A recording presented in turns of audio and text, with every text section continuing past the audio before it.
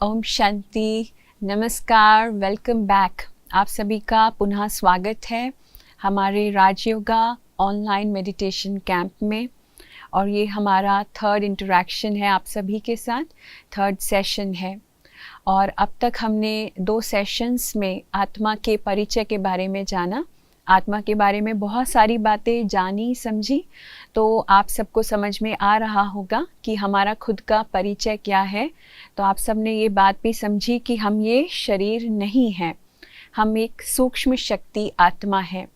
और जब आत्मा के बायोडेटा की हम बात कर रहे थे तो उसमें एक बात जो जाननी हमारे लिए बहुत ज़रूरी थी और जो रह गई थी कि आत्मा का देश कौन सा है, एड्रेस क्या है। अपने लौकिक घर का एड्रेस तो हम सबको पता है। मैं आपसे पूछूं कि आपका एड्रेस क्या है तो आप बताएंगे कि मैं फ़लानी स्टेट में, फ़लाने सिटी में, फ़लाने टाउन में या फ़लानी गली में मेरा घर है, यहाँ मैं रहता हूँ। लेकिन जो आत्मा है जब वो इस शरीर को छोड़ देगी तब वो एड्रेस वो नहीं रहेगा, एड्रेस बदल जाएगा, आत्मा एक दूसरा एड्रेस ले लेगी। तो हमारे शरीर का जो एड्रेस है वो तो चेंज होता रहता है। जैसे ही शरीर चेंज हो जाएगा एड्रेस चेंज हो जाएगा। लेकिन आत्मा का परमानेंट एड्रेस क्या है? तो परमानेंटली हम कहाँ से आए हैं और हमें कहाँ जाना है, हम आत्मा कहाँ निवास करते हैं। तो आज इन सारी बातों को हम और भी ज़्यादा गहराई से समझेंगे। तो देश कौन सा है, हमारा एड्रेस कौन सा है, वो कौन सा समय था जब हम इस सृष्टि पर आए। और तीसरी बात ये कि आत्मा का ऑक्यूपेशन क्या है, वो करती क्या है, वो आती क्यों है, उसका पर्पस क्या है, लक्ष्य क्या है। तो ये भी सारे प्रश्न हैं जिनका जवाब जानना बहुत ज़रूरी है। तो आज के सेशन में हम उन सारी बातों को विस्तार से जानेंगे। तो जैसे कि आप सब अपनी स्क्रीन्स पर भी देख रहे हैं, आपके सामने पृथ्वी जो बहुत सुंदर लगती है, एक ब्लू पर्ल, एक नीले मोती की तरह इस आकाश में तैरता हुआ पृथ्वी जो प्लैनेट है, जो ग्रह है, वो दिखाई देता है। और कितना आकर्षक लगता है, कितना अट्रैक्ट करता है। तो ये जो पृथ्वी है इसको हम साकार लोक कहते हैं, कॉर्पोरियल वर्ल्ड कहते हैं, इसको हम मृत्यु लोक भी कहते हैं। इस पृथ्वी, ये घूमती हुई जो पृथ्वी है, ये हमारी कर्म भूमि है। बहुत सारे नाम हमने इस भूमि को दिए हैं। जैसे हम पृथ्वी, सूर्य, चांद, ग्रह, सितारे, आकाश गंगा इत्यादि बहुत सारी चीज़ें हैं इस साकार लोक में। और ये सारी ही चीज़ें 5 तत्वों से मिलकर के बनी हुई है। 5 तत्व जो कि आप जानते हैं। पर इस आत्माओं की इस सृष्टि को, इस साकार लोक को हम कर्म भूमि भी कह सकते हैं। कर्म भूमि अर्थात लैंड ऑफ कर्मा, जहाँ आत्मा आकर के अपना कर्म करती है। तो कर्म के अकाउंट्स भी आत्मा आकर के इसी सृष्टि पर ही क्रिएट करती है, बनाती है। तो ये जो साकार लोक है ये बहुत इम्पॉर्टेंट है। और ये एक ही ऐसी भूमि है जहाँ पे मनुष्य आत्माएं आकर के अपने विभिन्न रोल्स को निभाती है। तो साकार मनुष्य लोक, इसके बहुत सारे नाम हैं। कोई इसको फिजिकल वर्ल्ड कहता है, मतलब कि फिजिकल वर्ल्ड जहाँ पे आत्मा फिजिकल बॉडी लेकर के अपनी परफॉर्मेंस देती है, एक्शन परफॉर्म करती है। तो इस दुनिया का ज्ञान तो बहुत कुछ है हमारे पास, आप सभी इस दुनिया के बारे में जानते हैं। साइंटिस्ट लोग भी इस दुनिया के बारे में जानना चाहते हैं और बहुत सारी डिस्कवरीज, बहुत सारी इन्वेंशंस करते हैं। यहाँ तक कि पृथ्वी के पार जाकर के चांद तक भी हम पहुँच गए हैं और वहाँ से भी इंफॉर्मेशन लेके आ गए हैं। और अभी हमारा अगला लक्ष्य मंगल ग्रह की तरफ है। मंगल ग्रह पे हम जा कर के खोजना चाहते हैं कि क्या वहाँ जीवन पॉसिबल है। लेकिन इतने सालों में हमने इतने प्रयास किए, फिर भी एक बूंद पानी का या हवा का या जीने का कोई भी जिसको कहते हैं आसार हम दूसरे प्लैनेट्स पे नहीं देखते। कोई एक सिम्टम भी, कोई एक चिन्ह भी हमें दिखाई नहीं देता इस पूरी आकाश गंगा में। यहाँ तक कि दूसरे भी जो आकाश गंगाएं हैं, हमें एक भी सिंबल ऐसा दिखाई नहीं देता, एक भी सिम्टम दिखाई नहीं देता, एक भी चिन्ह दिखाई नहीं देता जहाँ जीवन पॉसिबल हो। तो हम जब कोई भी चिन्ह दिखाई नहीं दे रहा है और इसी प्लैनेट के ऊपर बढ़ती हुई आबादी को जब हम देखते हैं, क्योंकि आबादी का भी डिवीज़न नहीं हो रहा है, केवल इसी प्लैनेट पे हम इतनी आबादी को बढ़ते हुए देख रहे हैं, तो निश्चय ही कि जो आत्माएं आती जा रही हैं वो केवल इसी प्लैनेट पर ही आ रही हैं। अगर इस तरीके के और भी प्लैनेट्स होते, ग्रह होते, तो कम से कम डिस्ट्रीब्यूशन तो हो जाता सोल्स का, लेकिन वो भी नहीं हो रहा है। केवल यही प्लैनेट है जो वृद्धि को पा रहा है, धीरे धीरे इसी पे ही आबादी बढ़ती जा रही है। तो यही एक प्लैनेट है जो हम सब आत्माओं को आकर्षित करता है अपनी ओर, और यही वो कर्म भूमि है जहाँ आकर के हमें अपना रोल निभाना पड़ता है, अपना एक्शन परफॉर्म करना पड़ता है। तो आगे और जानते हैं कि लेकिन हम सब आत्माएं कहाँ से आ रही हैं, कौन सी दुनिया से आ रही है, वो कौन सा लोक है जहाँ से इतनी सारी आत्माएं आ रही हैं। डेफिनेटली कोई मैन्युफैक्चरिंग इंडस्ट्री तो भगवान ने नहीं खोली है, परमात्मा के पास कोई मैन्युफैक्चरिंग इंडस्ट्री नहीं है जहाँ आत्मा को मैन्युफैक्चर किया जा सके, बनाया जा सके, क्योंकि आत्मा तो अविनाशी है, एटर्नल है, एजलेस है। तो आत्मा कभी मरती नहीं है और ना ही कभी उसकी उत्पत्ति की जा सकती है, वो तो सदा थी, है और रहेगी। तो इसी प्रकार से जब इतनी आत्माएं आज इस सृष्टि पर हैं, तो हम सब कहाँ से आए हैं, वो दुनिया कैसी दिखती है, वो दुनिया कौन सी है जहाँ से हम सब आए हैं। तो आज उस दुनिया का भी एक बार हम दर्शन कर लें। बहुत बार हम इस दुनिया को याद भी करते हैं।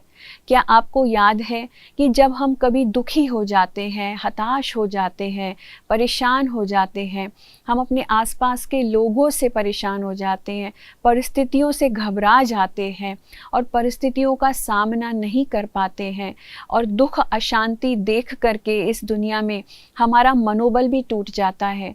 तो ऐसे में कुछ लोग बहुत बार इसी दुनिया को याद करते हैं। कहीं ना कहीं हम सबकी स्मृति में ये दुनिया है जिसको निराकारी लोक कहा जाता है, जिसके बहुत सारे नाम हैं। हर धर्म के लोग इसको अलग अलग नाम से पुकारते हैं। इसको निर्वाण धाम भी कहा जाता है, क्योंकि यहाँ कोई वाणी नहीं है, कोई संकल्प भी नहीं है। हम बहुत बार दुखी होके कहते हैं, हे भगवान तू मुझे अपने पास ऊपर बुला ले। तो डेफिनेटली ये दुनिया कहीं इस भौतिक दुनिया, इस फिज़िकल वर्ल्ड से कहीं बहुत ऊंची है, कहीं बियॉन्ड है, कहीं ऊपर है, जो इस दुनिया के भी ऊपर। तो जब हम पूरे ब्रह्मांड की बात करते हैं तो पूरा ब्रह्मांड इन दो लोकों में विभाजित है, जहाँ एक तरफ है इनकॉर्पोरियल वर्ल्ड और दूसरी तरफ है कॉर्पोरियल वर्ल्ड, जिसमें आज हम हैं। कॉर्पोरियल वर्ल्ड इन 5 तत्वों से मिलकर के बना है, और इनकॉर्पोरियल वर्ल्ड जो है वो है सिर्फ आत्माओं की दुनिया, जहां आत्मा बिंदु रूप में निवास करती है।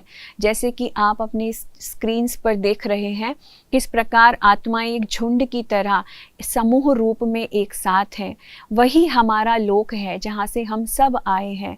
तो आत्मा बिंदु रूप में इस निराकारी दुनिया में अपने मूल निवास स्थान में रहती है, और बहुत सारे नाम जो इस निराकारी लोक के दिए गए हैं, जैसे कि शांति धाम है, मुक्ति धाम है, निर्वाण धाम है।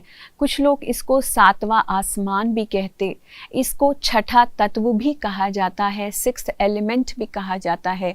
इन 5 तत्वों के भी ऊपर जो छठा तत्व है, बहुत से लोग इसको कॉस्मोस कहते हैं, तो कॉस्मिक वर्ल्ड कहा जाता है। तो यही वो कॉस्मिक वर्ल्ड है जहाँ आत्माएं एक ऊर्जा के रूप में, एक बिंदु के रूप में हम सब परमपिता परमात्मा के साथ रहते हैं। तो आगे यही सुनहरे लाल प्रकाश से रोशन ये जो लोक है, हम सबका मीठा घर है, प्यारा घर है। जब हम आत्माएं इस दुनिया से दुखी हो जाती तो हमको वही शांति धाम, वही निर्वाण धाम हमको याद आता है, और हम याद करते हैं कि उस लोक में कितनी शांति है जिस लोक से हम सभी आए हैं, और हम नित्य उस शांति की स्मृति में रहना चाहते हैं, उस शांति को अनुभव करना चाहते हैं कि जहाँ भगवान रहता है वो लोक बहुत अच्छा है। और हम भगवान से यही प्रार्थना करते कि हे ईश्वर हमको अपने पास उसी जगह बुला ले, ओ अल्लाह मुझे तू अपने पास बुला ले। हाँ, oh oh God please take me where you live, तो हम इसको हेवनली अबोर्ड भी कहते हैं। तो बहुत सारे नाम इस दुनिया के हम जानते हैं, समझते हैं। तो आइए और भी ज़्यादा गहराई से जानते हैं कि जब धीरे धीरे आत्मा इस सृष्टि पर आती जाती है, सृष्टि पर आ रही है, अभी भी आ रही है, क्योंकि हम जनसंख्या वृद्धि होते हुए देख रहे हैं, परंतु आत्मा अनेक रोल्स, अनेक तरीके से सृष्टि के ऊपर अपना अपना पार्ट प्ले करती है। जैसे कि आत्मा के कर्तव्य के विषय में अगर हम बात करें, ऑक्यूपेशन क्या है आत्मा का, तो बहुत सारे रूपों में हम जागरूकता अपने अंदर ला सकते हैं कि आत्मा इस सृष्टि के ऊपर कभी एक अभिनेता के रूप में एक्ट करती है, तो कभी एक प्लेयर के रूप में एक्ट करती है, तो कभी एक मेहमान के रूप में एक्ट करती है। जब आत्मा को हम अभिनेता के रूप में देखते हैं, एक एक्टर के रूप में देखते हैं, तो आप देखिए एक अभिनेता के क्या चिन्ह होते हैं। तो हम इस दुनिया को एक बहुत बड़ी ड्रामा कंपनी कह सकते हैं, एक थिएटर कह सकते हैं, एक हॉल कह सकते हैं, जहाँ पे बहुत सारे एक्टर्स मिलकर के, बहुत सारे अभिनेता मिलकर के एक्टिंग कर रहे हैं। तो हर कोई अपना रोल कितना बखूबी निभा रहा है। ये दुनिया एक बेहद का नाटक है, बहुत बड़ा नाटक है, और हर एक, ये जो पूरी सृष्टि है एक स्टेज की तरह है, एक बहुत बड़ा स्टेज है जिस पे हम सभी एक्टर्स जो हैं अभिनय कर रहे हैं, अपना अपना रोल निभा रहे हैं। जैसे कि आपने कभी स्टेज देखा हो, कभी आपने फिल्म की शूटिंग देखी हो, या कभी थिएटर में अगर आप गए हो तो आपने देखा होगा एक थिएटर में जब एक्टर्स परफॉर्म कर रहे होते हैं तो वहाँ पर लाइट्स भी लगी होती हैं, और लाइट्स जो हैं वो एक्टर्स के ऊपर रोशनी डाल रही हैं। उसी तरीके से ये जो बेहद का नाटक है, ये जो पृथ्वी है, इसको भी लाइट्स मिली हुई है। दिन लाने के लिए सूरज है, रात में चंद्रमा और सितारे चमकते हैं। तो ये एक्चुअली इस बेहद के नाटक की बत्तियां हैं, लाइट्स हैं, जो इसको रोशनी दे रही हैं। इसके अलावा कुछ भी नहीं। जीवन भी हमारा एक बहुत बड़ा नाटक ही है, एक बहुत बड़ा रोल प्ले है, जिस रोल को हम सभी प्ले कर रहे हैं। कोई इसमें माता है, कोई इसमें पिता है, कोई इसमें बहन है, कोई इसमें भाई है, कोई इसमें पति है, पत्नी है। तो हम सब दो कॉस्ट्यूम्स में से कोई एक कॉस्ट्यूम लेकर के ये रोल प्ले करते। या तो आत्मा स्त्री बन जाती, या तो आत्मा पुरुष बन जाती, लेकिन आत्मा तो आत्मा ही है। आत्मा का कोई जेंडर या कोई लिंग नहीं होता है। आत्मा तो अपने निज रूप में सिर्फ एक शक्ति है, एक ऊर्जा है। लेकिन स्त्री और पुरुष तो आत्मा एक तरीके से एक कॉस्ट्यूम ले रही है, एक ड्रेस पहन रही है। जैसे लौकिक दुनिया में, भौतिक दुनिया में हम देखते हैं कि एक एक्टर जो है अपने कॉस्ट्यूम्स को चेंज करता रहता है, उसी तरीके से आत्मा भी अपना कॉस्ट्यूम चेंज करती है। और हम डिफरेंट तरीके के कॉस्ट्यूम्स, डिफरेंट कॉस्ट्यूम्स लेकर के, या तो स्त्री या पुरुष, और डिफरेंट रोल्स को, हम पात्रों को निभाते हैं, डिफरेंट कैरेक्टर्स को प्ले करते हैं। ऐसे हमने कितने कैरेक्टर्स देखे हैं। इस दुनिया में भी हमें अलग अलग कैरेक्टर देखने को मिलते हैं। हम डेली जब लोगों के साथ एनकाउंटर करते हैं तो आप सब देखते होंगे हर व्यक्ति यूनिक लगता है, हर व्यक्ति के विचार यूनिक है, हर आत्मा यूनिक है, हर व्यक्ति यूनिक है। हम नित्य यूनिकनेस की बात करते हैं, that we all are unique souls. हम सब विशेष आत्माएं हैं, क्योंकि हमारा रोल हमारे अलावा कोई और प्ले कर ही नहीं सकता। इस ड्रामा की, इस नाटक की सबसे अच्छी खूबी ये है कि इस नाटक में रिप्लेसमेंट्स नहीं हो सकते। मेरा रोल मुझे ही प्ले करना है, कोई और मेरा रोल प्ले नहीं कर सकता। और इसीलिए विभिन्न पात्रों एवं दृश्यों को देख कर के हमें आनंद में आना चाहिए, क्योंकि ये सिर्फ एक नाटक है। ऐसे ही अपने आप को हमेशा इस नाटक में हम खोए नहीं, अपने आप को एक पात्र समझ करके चलें।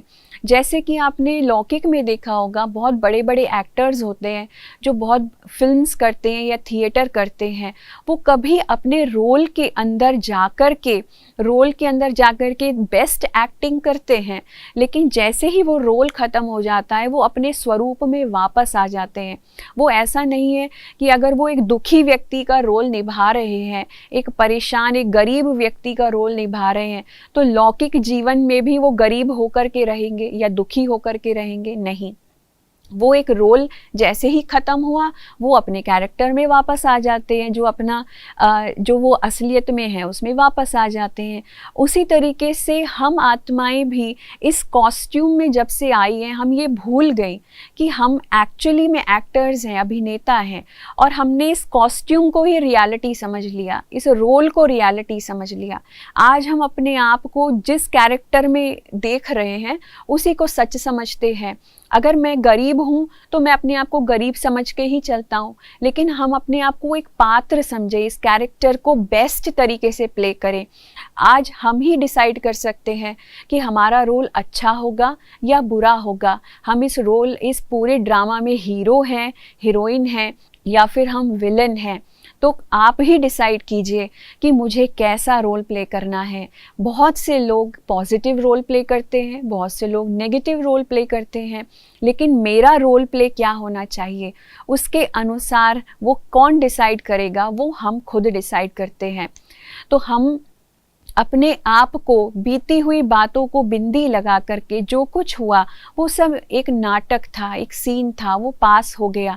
आगे आकर के अब जब भी मैं कोई कर्म करूँगा तो सिर्फ ये सोच के करें कि मैं इस बेहद के नाटक में एक रोल प्ले कर रहा हूँ और मैं इस नाटक में एक अच्छा अभिनेता बन कर के कार्य कर रहा हूँ, एक अच्छे कर्म करने के लिए ही एक अभिनेता बना हूँ। फिर दूसरी जागरूकता अगर हम देखें खिलाड़ी के रूप में, क्योंकि ये जो नाटक है, नाटक तो है ये सृष्टि, लेकिन ये पृथ्वी एक बहुत बड़ा प्लेग्राउंड भी है। आप सबको क्रिकेट देखना बहुत अच्छा लगता होगा, फुटबॉल देखना बहुत अच्छा लगता होगा, लेकिन क्रिकेट, फुटबॉल में कोई भी गेम होता है तो वो अकेले नहीं खेला जाता, उसमें बहुत कुछ लोगों के साथ खेला जाता है। कम से कम 2 लोग तो एक गेम में होते ही हैं, तभी तो पता चलता है कि गेम में कौन जीतने वाला है या कौन हारने वाला है। तो हम भी खिलाड़ी हैं और हम भी प्लेयर्स होकर के इस बेहद के गेम को खेलें। ये पूरी सृष्टि एक प्लेग्राउंड की तरह है जिसमें अनेकों प्लेयर्स हैं। हम सब ये खेल खेल रहे हैं और ये जीवन जीना एक बहुत आनंदमय खेल है। ये हम सबको पसंद है, इसलिए हम सब इस खेल को खेलना चाहते हैं। आज आप सब भले ही लॉकडाउन में बैठे हैं, अपने घरों में बैठे हैं, तो आपको महसूस हो रहा होगा कि जैसे ही जीवन के गेम से हम सबको पीछे हटा कर के घरों में बैठने को कहा गया है, तो वो खेल खेलने की उत्सुकता आज हम सबके मन में है कि कब हम प्लेग्राउंड में वापस आएंगे, कब हम फिर से इस नाटक में वापस आएंगे और अपना रोल प्ले करेंगे और अपना गेम फिर से खेलेंगे। तो हम सब उतारू हैं प्लेग्राउंड में वापस आने के लिए। जैसे कि आपने देखा होगा कि जब कोई क्रिकेटर जो है गेम खेलते खेलते आउट हो जाता है या उसको खेलने का मौका नहीं मिलता है, तो उसको कहा जाता है गो बैक टू पवेलियन। तो पवेलियन में बैठे बैठे भी उसको कैसा महसूस होता है कि काश मुझे फिर से इस प्लेग्राउंड में खेलने का मौका मिले। तो हम सब इस प्लेग्राउंड में खेलना चाहते हैं, डिफरेंट रोल्स निभाना चाहते हैं, कुछ ना कुछ अचीव करना चाहते हैं। तो कितनी चुनौतियों का हम सामना खुद ही करना चाहते हैं। एक्चुअली में चुनौतियों से भाग करके जीना कोई जीवन है ही नहीं। चुनौतियों का सामना करके, उन चुनौतियों को हरा करके आगे बढ़ना ही जीवन है। तो हम अपनी असफलताओं से शिक्षा लें, हम उनसे सीखें कि हमें आगे बढ़ना है। ये प्लेग्राउंड है, इसमें कभी हार होती है तो कभी जीत होती है, हमें उसमें हताश नहीं होना है। अगर आज मैं हार गया तो क्या, कल मेरा समय आएगा और कल मैं फिर से जीतूंगा। तो इसलिए अपनी परिस्थितियों से हम भागे नहीं। बहुत बार हम हर चीज़ से बचते फिरते हैं, हम घबराते हैं परिस्थितियों का सामना करने में, लेकिन एक खिलाड़ी के रूप में एक अच्छा खिलाड़ी वही है जो हमेशा कभी भी परिस्थितियों से घबराए नहीं, अपनी असफलताओं से घबराए नहीं और पूरे जोश और उल्लास के साथ खेले। फिर नेक्स्ट रूप में अगर हम जागरूक हों अपने रोल को देख करके, तो एक कर्तव्य हम अतिथि के रूप में निभाते हैं। आप भी कहीं ना कहीं अतिथि के रूप में गए होंगे, गेस्ट बन के गए होंगे। तो जब गेस्ट की फीलिंग आती है, कहीं पर आप जाते हो अपने घर से अलग, जब आप गेस्ट के रूप में कहीं भी जाते हो, चाहे अपने फ्रेंड्स के यहाँ जाते हो या किसी रिलेटिव के यहाँ जाते हो या कहीं किसी होटल में जा कर के रहते हो, तो आपको अंदर में पता है कि जहाँ आप रह रहे हो वो स्थान आपका नहीं है, वो स्थान किसी और का है, किसी और, कोई और उसका ओनर है, मैं नहीं हूँ। तो आप वहाँ की हर चीज़ को कैसे इस्तेमाल करते हैं? इस तरीके से इस्तेमाल करते हैं जैसे वो आपकी है ही नहीं। आप उसको ऐसे इस्तेमाल करते हैं कि जैसे कि वो किसी और की है। उसी तरीके से जीवन भी एक उत्सव है और हम सभी एक अतिथि हैं। बहुत सारी चीज़ें लाइफ में होती हैं, तो लोग कहीं ना कहीं जा कर के रहते हैं, गेस्ट बन कर के रहते हैं। तो हमारा जो जीवन है, उस जीवन को भी अगर हम यही समझें कि हम भी इस बेहद की सृष्टि के ऊपर एक गेस्ट है, एक मेहमान की तरह है। आज हम यहाँ हैं, कल हमें यहाँ से जाना भी पड़ेगा।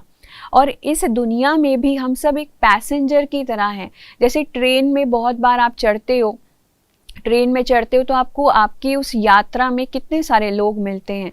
कुछ यात्री ऐसे होते हैं जिनके साथ आपका अच्छा कॉन्वर्सेशन शुरू हो जाता है, बातचीत शुरू हो जाती है और बातचीत लंबे समय तक चलती है और फिर बाद में अच्छा रिलेशन भी बन जाता है।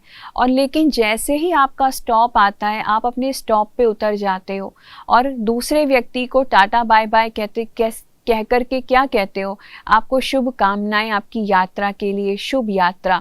उसी तरीके से वो व्यक्ति भी अपने स्टॉप पे उतर जाएगा। हमारा जीवन भी कुछ इसी ही तरह है, ऐसा ही है। हम देखते, हम अतिथि के रूप में यहाँ आए हैं, बहुत सारे लोगों से हम मिलते हैं, बहुत सारे लोगों के साथ संबंध बनाते हैं, लेकिन अपने आप को एक अतिथि समझें। हमारा यहाँ कुछ भी नहीं है, जो कुछ है वो सब टेम्परेरी है। एक दिन सब हमको छोड़ कर के जाना है और हमें वापसी के लिए सदा तैयार भी रहना है। जैसे कि एक अतिथि क्या करता है, अपने साथ जो भी बैगेज लेकर के आया है उसमें से सामान निकाल करके उसको लगाएगा, लेकिन उसको अंदर में ये भी है कि ये सारा बैगेज मुझे रीपैक करके वापस भी चल जाना है। तो अपनी पैकिंग भी साथ में तैयार होकर के रहता है कि मुझे बाद में इतना मेहनत ना करना पड़े, तो अपने आप को संभाल करके चलता है। इसी तरीके से हमें भी इस दुनिया में किसी चीज़ से अट्रैक्शन नहीं होना चाहिए, किसी चीज़ से अटैचमेंट नहीं होना चाहिए। हमारी अनासक्त वृत्ति हो करके किसी चीज़ से हमारा लगाव ना हो, किसी के प्रति झुकाव ना हो। ये लगाव झुकाव यही एक कारण है हमारे दुख का, क्योंकि वो चीज़ें छीनने का हमारे अंदर डर बैठ जाता है। मैंने बड़ी मेहनत करके ये घर बनाया, मैंने बड़ी मेहनत करके अपने बच्चों को पढ़ाया, तो आज हम उन्हीं चीज़ों से एक्सपेक्टेशंस लगाए रखते हैं। बड़ी मेहनत करके जिस घर को बनाया, बच्चों ने उसी घर से मुझे निकाल दिया। मैंने जिन बच्चों को पढ़ा लिखा करके इतना बड़ा बनाया, आज वो बच्चे ही मेरी रिस्पेक्ट नहीं करते, क्योंकि हमारा उनके प्रति लगाव झुकाव था। हमने मेहनत तो की ये समझ के कि ये सब मेरा है। तो ये जो मेरे की भावना है, ये इस भावना को हमें चेंज करना पड़ेगा। जैसे अतिथि के रूप में जब आप जाते हो तो हर चीज़ को क्या समझ के इस्तेमाल करते हो कि ये मेरी नहीं है, ये उनकी है। इसीलिए इस मेरे को तेरे में परिवर्तित करो। जो कुछ आप यूज़ कर रहे हो, जो कुछ भी आपके पास है, चाहे आपका घर है, रिलेशंस हैं, आपका यहाँ तक कि आपका ये शरीर भी है, तो देह के संबंध और देह इस दुनिया के पदार्थ, हर चीज़ को ये समझ के यूज़ करो कि ये सब एक दिन मुझे छोड़ना है। ये सिर्फ एक इंस्ट्रूमेंट है जो मैं यूज़ कर रहा हूँ, लेकिन उनसे डिटैच्ड होके चले जाओ, अनासक्त होते चले जाओ और ऐसे इस्तेमाल करो जैसे ये मेरा है ही नहीं, सब कुछ टेम्परेरी है। तो इस बात को और भी गहराई से समझते हुए आज हम इस अनंत यात्रा को समझे कि हम सब आत्माएं जो हैं एक बहुत ही बेहद की अनंत यात्रा पे है। ऐसी ये एक बहुत बड़ी जर्नी है।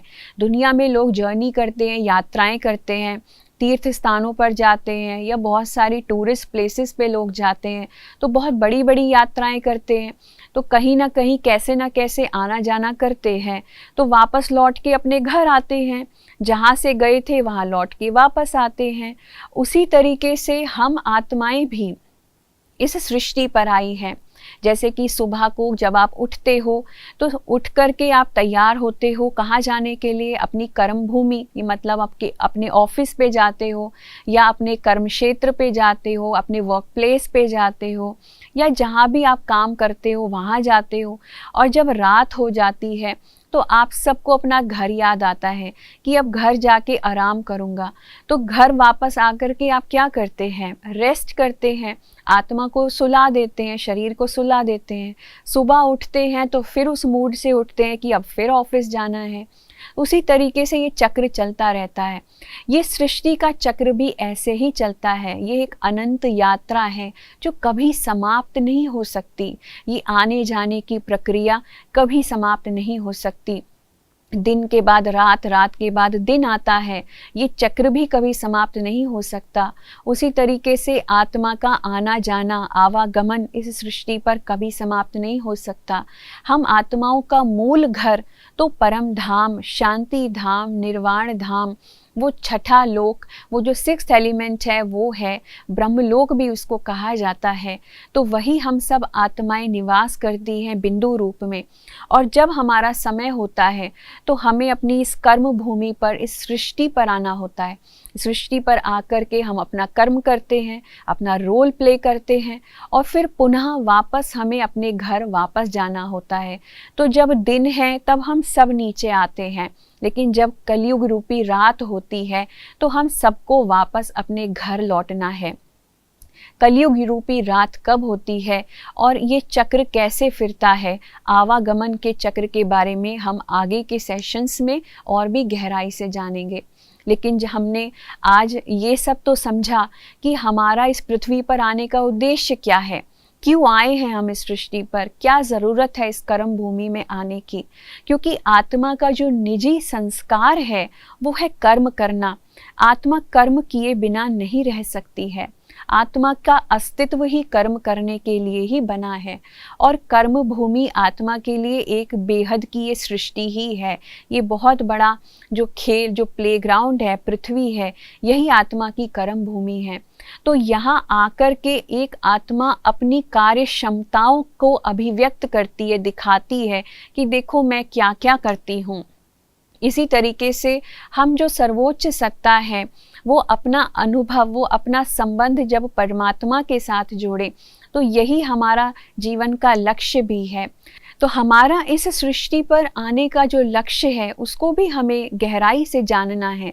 आज आप भी इस बात के ऊपर चिंतन कीजिए कि आपका इस मनुष्य सृष्टि पे आने का क्या लक्ष्य है। तो समय के अनुसार मनुष्य के जीवन के लक्ष्य भी बदलते रहते हैं।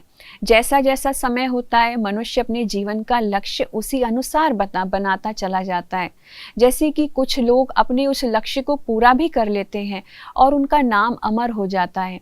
लेकिन रोल प्ले, हमें क्या करना है, क्या किस उद्देश्य से हम जीवन जी रहे हैं। कुछ लोग तो सिर्फ इसीलिए जीवन जीते हैं कि हमने खाया पिया उड़ाया बस और जीवन खत्म। क्या जीवन का सिर्फ यही लक्ष्य है कि हम एक पशु की भांति पैदा हों, खाएं पिए और फिर बाद में अपना जीवन त्याग दें? नहीं। तो अपने उद्देश्य को हमें ढूंढना है। हमारे जीवन को हम एक अच्छे कार्य के लिए लगाएं, एक श्रेष्ठ कार्य में अपने जीवन को सफल करें। कम से कम सकारात्मक सोच रख करके इस दुनिया को कुछ दें। हम कुछ नई इनोवेशन निकालें, कुछ नई इन्वेंशन करें या इस समाज में कुछ पॉजिटिव, कुछ सकारात्मक सोच लेकर के आएँ, कुछ परिवर्तन लेकर के आएँ, लोगों के जीवन को प्रभावित करें।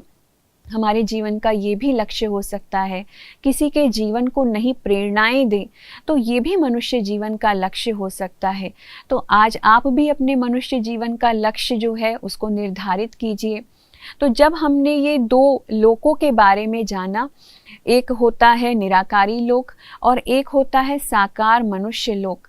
तो जब हम सभी के अकाउंट्स, क्योंकि जब आत्मा इस धरती पर आती है तो अपने कर्मों के अनुसार जो भी कर्म हम करते हैं वो या तो सत्कर्म होते हैं या विकर्म होते हैं या अकर्म होते हैं। कर्मों के बारे में हम और भी गहराई से आगे के सेशंस में जानेंगे, लेकिन सत्कर्म और विकर्म क्या होते हैं ये तो आप अच्छे से जानते ही हैं कि जब हम बुरे कर्म करते हैं तो उनकी भोगनाएं भी हमें भोगनी पड़ती है, उनका पश्चाताप भी हमें करना पड़ता है। तो वो भोगनाएं कैसे भोगी जाती है? तो कुछ भोगनाएं तो हम शारीरिक व्याधि के रूप में, पनिशमेंट्स के रूप में, शरीर को कोई ना कोई सफरिंग हो जाती है, शरीर को कोई ना कोई बीमारियां, रोगग्रस्त हो जाता है, तो ऐसे भोगना भोग सकते हैं। या मेंटल प्रॉब्लम्स हैं या मेंटल डिप्रेशन है, तो वो भी तो एक भोगना ही है जिससे आत्मा जो है अपने कर्मों को भोगती है। लेकिन एक दूसरा भी तरीका है। वो दूसरा तरीका क्या है कि इन दोनों लोकों के बीच में, जिसको निराकारी लोक और साकार मनुष्य लोक के बीच में एक और थर्ड बीच में एक लोक है जिसको हम इंटरफेस कह सकते हैं। बीच में इस लोक को सूक्ष्म लोक भी कहा जाता है, जहाँ नित्य सफ़ेद ब्राइट लाइट है, सफ़ेद प्रकाश ही प्रकाश है। उसको फरिश्तों की दुनिया भी कहा जाता है। इसके बहुत सारे नाम हैं। इसको कोर्ट ऑफ गॉड भी कहा जाता है। इसको जजमेंट डे के दिन हमें सबको पेशी देनी पड़ेगी, हम सबको भगवान की अदालत में आकर के अपने कर्मों का हिसाब किताब देना पड़ेगा। तो ये वही सूक्ष्म लोक है जहाँ पर सफ़ेद प्रकाश है। बहुत बार इस लोक की अनुभूति भी बहुत लोग करते हैं। नियर टू डेथ एक्सपीरियंसेस जिन लोगों ने किया है, वो आत्माएं उसी लोक का अनुभव नित्य हमको सुनाती हैं और कहती हैं हम एक ऐसी दुनिया में चले गए जहाँ पर हमने एक व्यक्ति को देखा और वहाँ पे हमने अपने सारे कर्मों को देखा कि हमने क्या क्या इस जन्म में किया, और फिर हमें ये शिक्षा मिली कि हमें आज से अच्छे कर्म करने हैं, और फिर हम वापस अपने इस शरीर में आ गए। तो इस सूक्ष्म लोक के बारे में भी बहुत लोग बातें करते हैं कि वो कौन सी दुनिया होगी जहाँ पर हमारे कर्मों का हिसाब किताब हमसे लिया जाएगा। तो ये वही सटल वर्ल्ड है, सूक्ष्म लोक है, परंतु ये लोक एक इंटरफेस है। कोई भी आत्मा साकार मनुष्य लोक से परम धाम डायरेक्ट नहीं जा सकती है, निर्वाण धाम डायरेक्ट नहीं जा सकती है, लेकिन उसको इस लोक से होकर के गुजरना है। अपने आप के सारे कार्मिक अकाउंट्स को सेटल करके, सबको समाप्त करके, तभी हमारे लिए परम धाम, परलोक, निर्वाण धाम, शांति धाम के रास्ते खुल सकते हैं। तो इसीलिए इस लोक का ज्ञान होना भी अति आवश्यक है। हम अपने आगे के सेशंस में बहुत सारी बातें इन तीनों लोकों का क्या रोल रहता है, और आत्मा और परमात्मा, आत्मा और ईश्वर गॉड कैसे इन तीनों लोकों को इस्तेमाल करके हम सबके लिए कौन कौन से कर्तव्य करते हैं, हमारा क्या रोल है आगे, तो उनको और भी ज़्यादा गहराई से आगे के सेशंस में हम जानेंगे।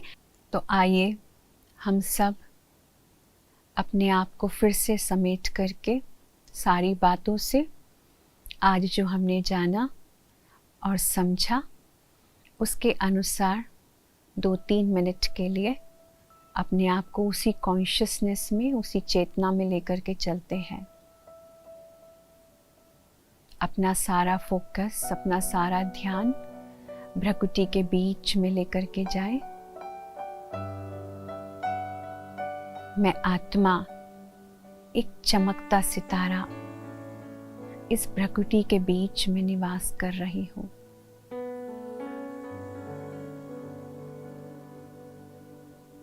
अति सूक्ष्म ज्योति बिंदु,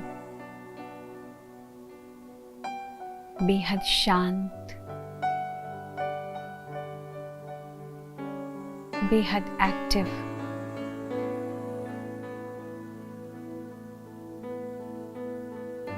सारी दुनिया से निराला, मुझ आत्मा को आज ये स्मृति आई है कि मैं इस मनुष्य सृष्टि में सिर्फ एक अभिनेता के रूप में अपना रोल निभा रही हूँ, अपना पार्ट प्ले कर रही हूँ। ये पूरी ही सृष्टि एक बेहद का नाटक है, एक बेहद का थिएटर है।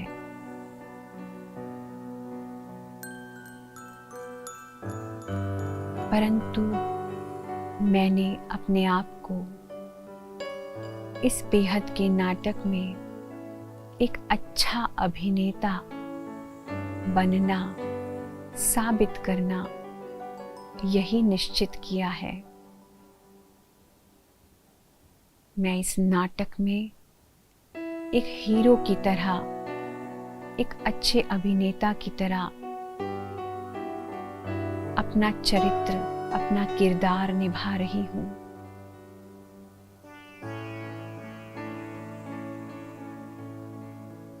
अपने आप को देखें कि मैं सभी को खुशियां दे रही हूँ, सभी के जीवन में सुख लेके आ रही हूँ, सभी को शांति का अनुभव करा रही हूँ।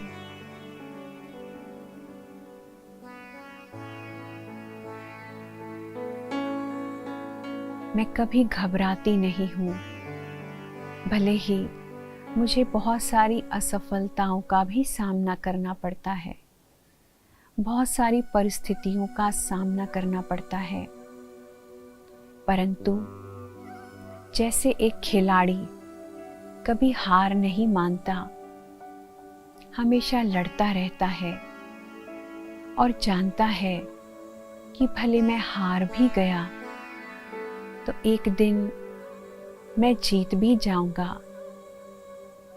उसी तरह मैं आत्मा भी कभी हार ना मानने वाली ऐसी सत्ता हूँ, ऐसी शक्ति हूँ। आज पक्का कर लीजिए, मुझे कोई हरा नहीं सकता। मैं अजेय आत्मा हूँ।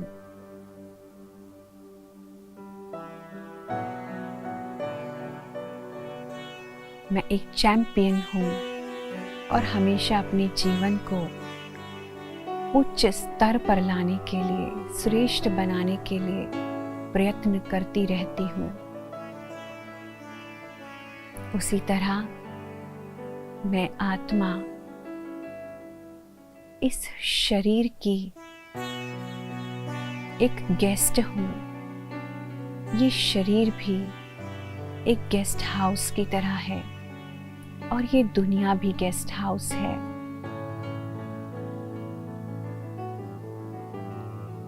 मैं आत्मा कुछ भी अपना नहीं कह सकती।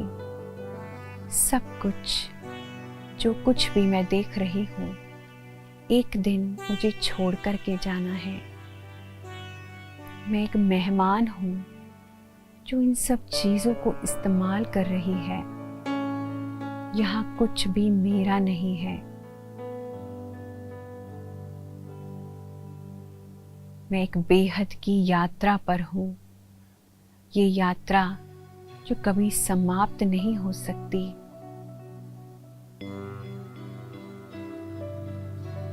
मैं आत्मा कितना बड़ा यात्री हूँ जो हमेशा घूमता ही रहता है, ट्रैवल करता ही रहता है।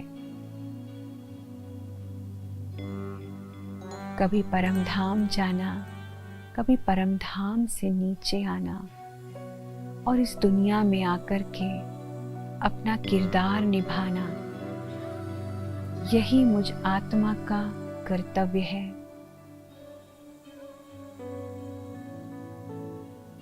अब मैं जो भी करूंगी इस स्मृति से करूंगी।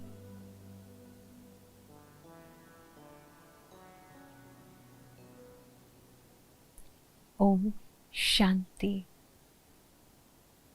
ओम शांति। ओम शांति।